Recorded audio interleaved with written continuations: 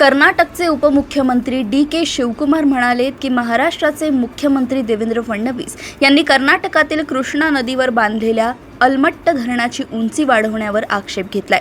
कर्नाटकातील केंद्रीय मंत्री आणि खासदारांनी केंद्रावर दबाव आणून राज्याचं हित जपण्याचं आवाहन केलंय। पत्रकारांशी बोलताना कर्नाटकचे जलसंपदा मंत्री शिवकुमार म्हणाले की कृष्णा जलविवाद न्यायाधिकरणाच्या आदेशानुसार कर्नाटक धरणाची उंची सध्याच्या 519 मीटरवरून 524 मीटरपर्यंत वाढवू शकते। परंतु 9 मे रोजी देवेंद्र फडणवीस यांनी कर्नाटकच्या मुख्यमंत्र्यांना पत्र लिहून उंची वाढवण्यावर आक्षेप घेतलाय।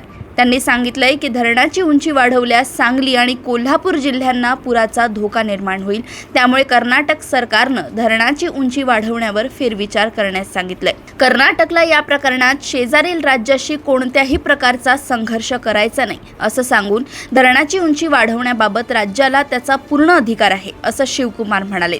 महाराष्ट्र पूर येणे हा त्यांचा अंतर्गत प्रश्न आहे आणि त्यांनी तो सोडवला पाहिजे, परंतु कर्नाटकला त्यांचा अधिकार वापरू नये असं सांगणं चुकीचं आहे। आम्ही लवकरच या संदर्भात पंतप्रधान आणि केंद्रीय जलशक्ती मंत्र्यांची भेट घेऊ असं ते म्हणाले।